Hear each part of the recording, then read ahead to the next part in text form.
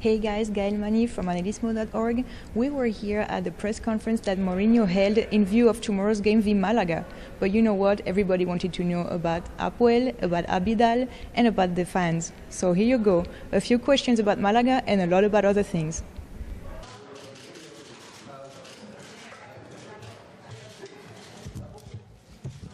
Buenos días a todos. Antes de comenzar esta comparecencia de prensa, solo recordarles que es una pregunta por intervención y que les pedimos que se identifiquen con su nombre y el del medio. As always, questions in English are welcome. We just kindly ask you to identify yourself with your name and the company that you represent before asking that question. Comenzamos.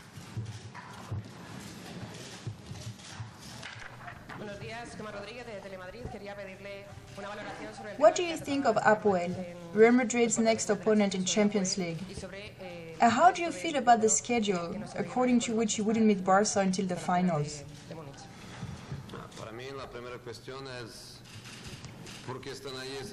For me, the number one question is, why are these 8 teams still in the competition, while others are not?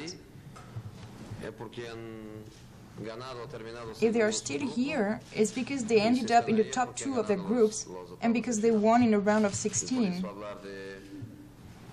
So talking about strong or weak teams, about teams that should be there and are not, that doesn't make much sense.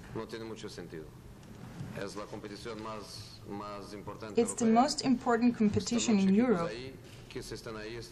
The 8 teams left are there because they deserve it and because they managed to stay in the competition. Therefore, if you respect the journey of each and every of these teams, you respect the rival we've been matched up with.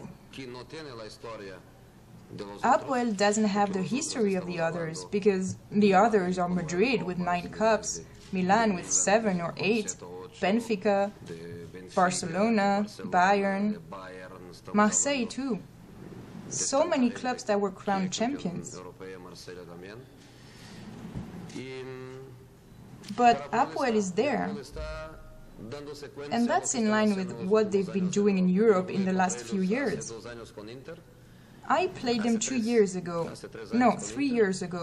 with Inter, and they were already rising to the European level. Carvalho also played them with Chelsea, when they were on the rise.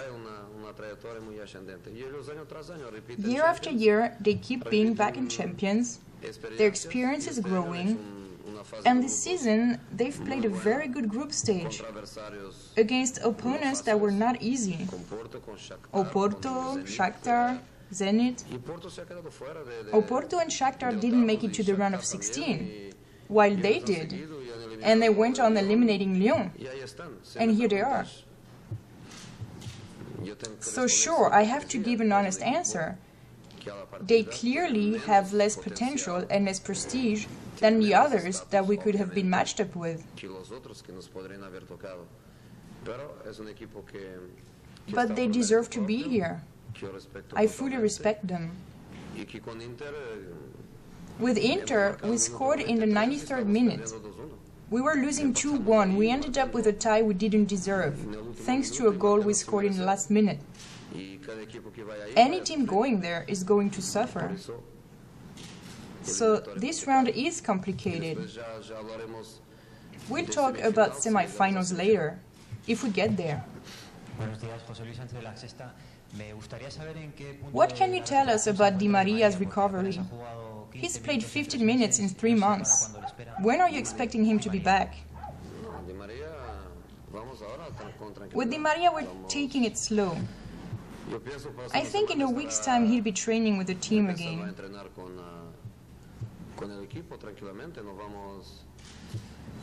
But we're taking it slow. We don't want to risk anything. We'll have a challenging schedule in April. Well, also the end of March. But in view of April, we're afraid of losing him. So we won't rush him into anything. We'll try to prepare him so that he can help us in April. Hola, ¿qué tal, mister? Buenas tardes. Buenos días. Javier Array de la cadena SER. With Xabi Alonso's suspension against Apuel, Sain would be the natural replacement. How is he feeling? What can you tell us about his present and his future? The natural replacement is any midfielder on the team, including Sain, Granero, Lasana. Any of them is an option.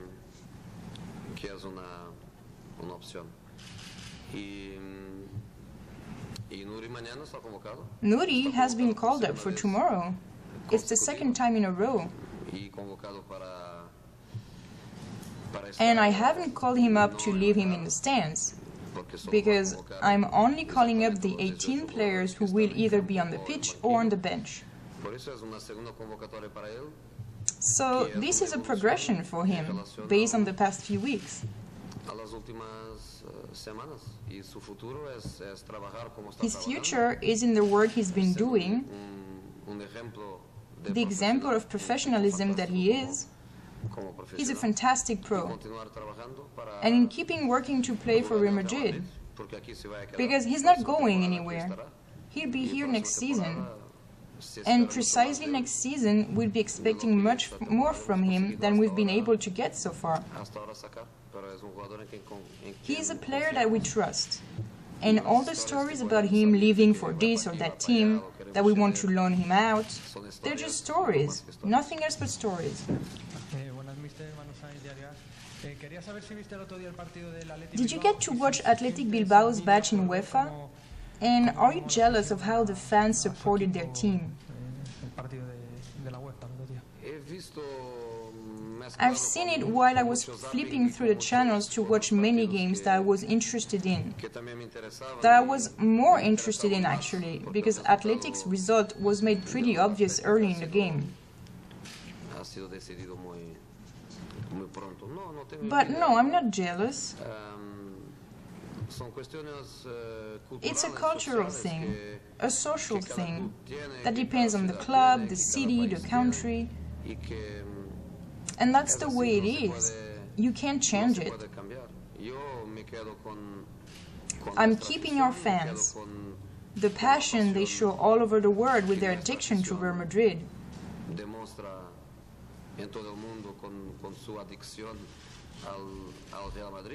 I'm keeping the Bernabeu, which is full or almost full in every game.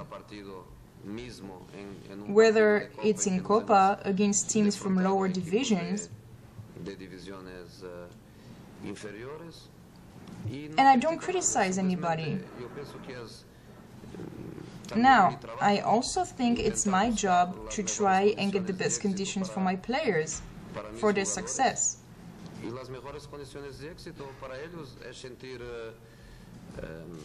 And the best conditions for the success is to feel the love of the fans, their loyalty, that they keep supporting you when you make mistakes, that they have your back when you're having a poor match. That's part of my job. Criticizing is definitely not my job. I can't do it, and I'm certainly not considering doing it. Because as I said in post-game interview, I owe them my paycheck, and it's not my place to criticize.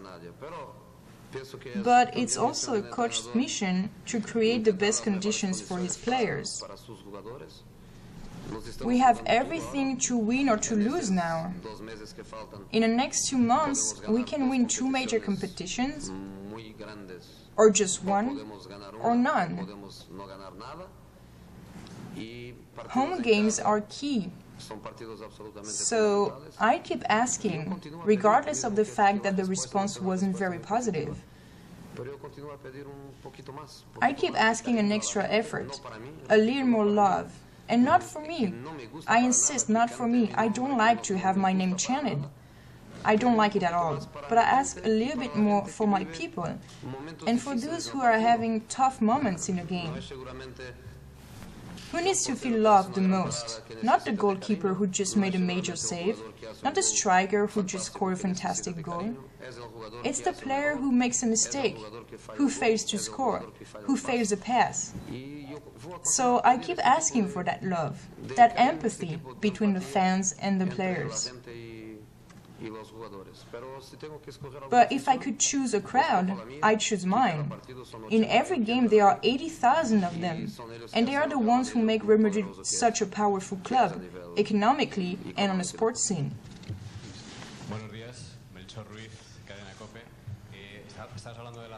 The fans are looking forward to a Clásico in the finals of the Champions League. Are you also looking forward to it, for the sake of football? No, no. Winning the quarterfinals, that's what I'm looking forward to. Winning the quarterfinals, getting Real Madrid into the semi-finals 2 seasons in a row, especially after many years without going that far, without even being top seeds. When I got here, we had to go through a draw. We weren't top seeds, and we were behind many teams. While right now, we are the team with the most points, we'll probably be top seeds again next season, and we are recovering prestige, Real Madrid's own prestige. If we make it to the semi-finals, then we'll start thinking about making it further, making it to the finals. But our next step is to get to the semi-finals.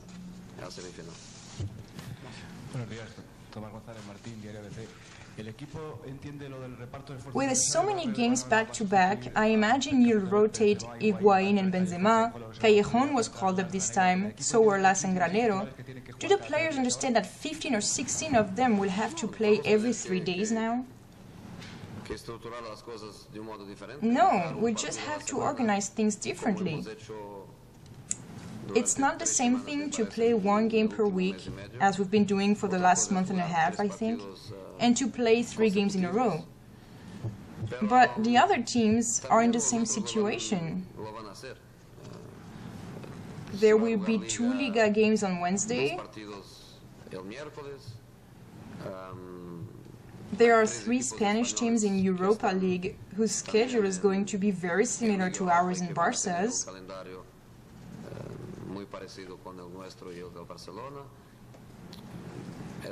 Matches will pile up for almost everybody.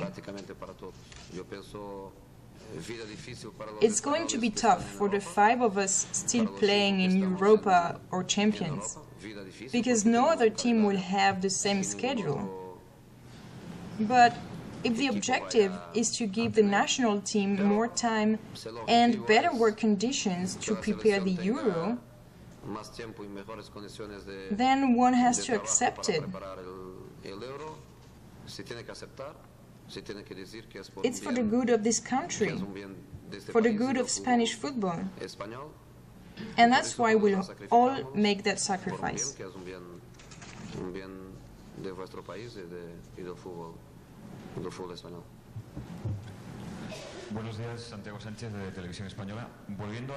Regarding Apuel, did you have the opportunity to watch some of the matches this season? What's the most dangerous aspect of the game? Look, over the last 3 days, I watched 3 matches played by Malaga, and you keep asking me about Apuel. Tomorrow, we're playing the 4th ranked team. The 4th ranked team, not a bottom table team. They are currently in a position to qualify for the Champions League. They could have defeated us here in Copa. They put up a great fight in Copa in Malaga. They have very good players. And they are not coming here for fun. They're coming to hurt us. That's what I'm thinking about, not in Apuel. It's normal that you ask me 1 or 2 questions about it since the draw took place yesterday. But now, either we talk about Malaga or we're done. What do you think of Malaga? They seem at their best right now, and on top of it, their coach left Real Madrid through the back door, so to speak, and he might want to prove a point. What do you think?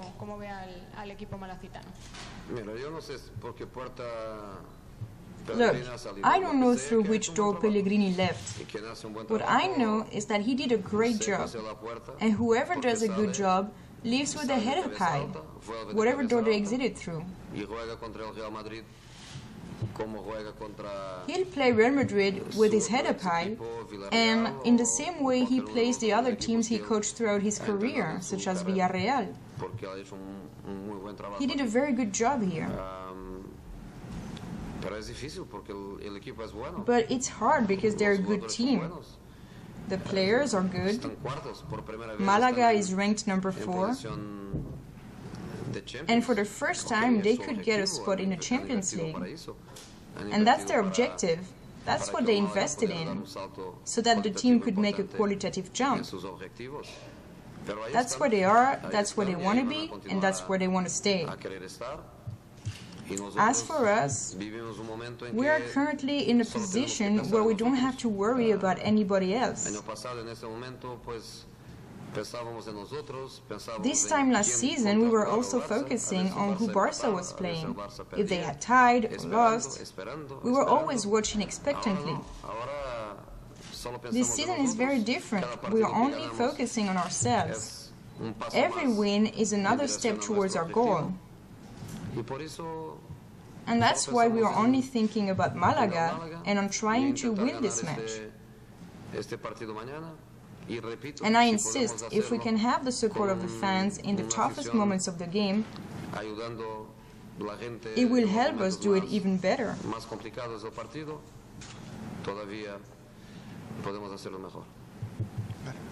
Eleonora. Hola, buenos días. Eleonora, yo veo El País. Quería saber por qué el entrenador del Madrid y Why do the players and the coach of Real Madrid give interviews to foreign media but none to Spanish media, aside from the clubs and TV channels with rights?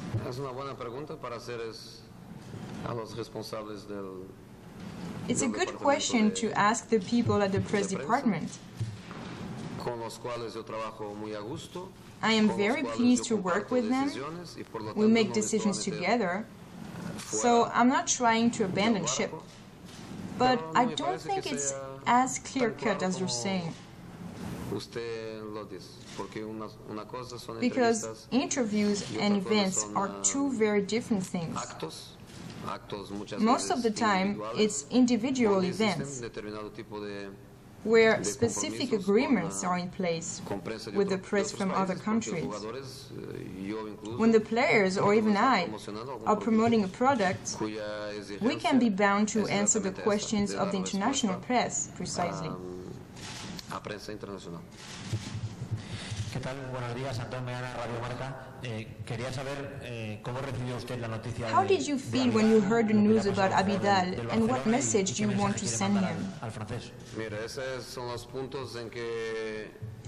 Look, this is the type of situation where we don't even need to say anything to know that we are united. If there is an opportunity to send a public message, to give visibility to our support, then our players will do so tomorrow. But even without any word or public statement, it's the type of situation where the color on your jersey doesn't matter. Here's this young man. I'm not saying young player, but a young man. And what matters the most is for him to have a fantastic life. What he's accomplished on the sports scene so far is huge. His career is already fantastic as it is. He doesn't need to accomplish anything else to feel proud. But he has a whole life ahead of him, and that's what we all wish for. If he can play football again, we'll be very pleased, and we'll be there to applaud him. But if it's too serious a problem, then what matters is the man, and that he has a very long and very happy life. Given the success of the team both in Champions and Liga, would you say that you are currently living your best moments as Real Madrid's coach? Look, this time last year, more or less, we were about to win a title. I don't remember the exact date, but April something. Oh, April 20th. So April 20th last year we had one title. This year we have none. We're doing well, we are. We're in the quarterfinals of the Champions League, we are at the top of the Liga, but for now we haven't secured any title. Good afternoon. I'll be asking the question in English. Gael Mani from analysmo.org. I would like to know what are, in your opinions, Malaga's main qualities? What would you be paying particularly attention to? Individual qualities of the players. Very good players. Very good players. Experienced coach. The team well organized. They want to play. They want to play football because they have players to play football, but at the same time they will come to defend. If it's true what I read in the media, they will come with Demichelis, which is a defender, playing in the midfield, which is an extra signal if they will come to defend. And they gave us a very difficult match. They could beat us here in the cup, and they are fourth in the league. So in this moment is one of the best teams of the league. We need the points, and we have to fight for the points. Muchas gracias. Thank you.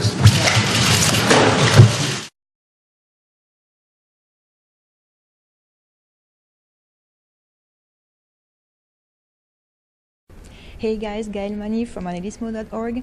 We were here at the press conference that Mourinho held in view of tomorrow's game v Malaga.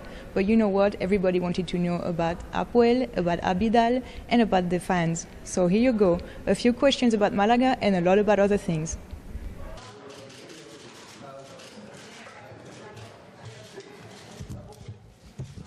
Buenos días a todos. Antes de comenzar esta comparecencia de prensa, solo recordarles que es una pregunta por intervención y que les pedimos que se identifiquen con su nombre y el del medio. As always, questions in English are welcome. We just kindly ask you to identify yourself with your name and the company that you represent before asking that question. Comenzamos. Buenos días, Gemma Rodríguez de Telemadrid. Quería pedirle una valoración sobre el What do you think of Apuel, Real Madrid's next opponent in Champions League? And how do you feel about the schedule, according to which you wouldn't meet Barca until the finals?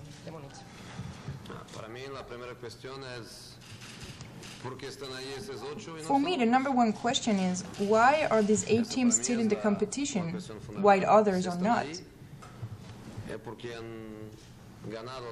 If they are still here, it's because they ended up in the top 2 of their groups and because they won in a round of 16. So talking about strong or weak teams, about teams that should be there and are not, that doesn't make much sense. It's the most important competition in Europe. The 8 teams left are there because they deserve it. Carvalho also played them with Chelsea when they were on the rise. Year after year, they keep being back in champions, their experience is growing, and this season they've played a very good group stage against opponents that were not easy. Oporto, Shakhtar, Zenit. Oporto and Shakhtar didn't make it to the round of 16, while they did, and they went on eliminating Lyon, and here they are. So sure, I have to give an honest answer. They clearly have less potential and less prestige than the others that we could have been matched up with. But they deserve to be here. I fully respect them. With Inter, we scored in the 93rd minute.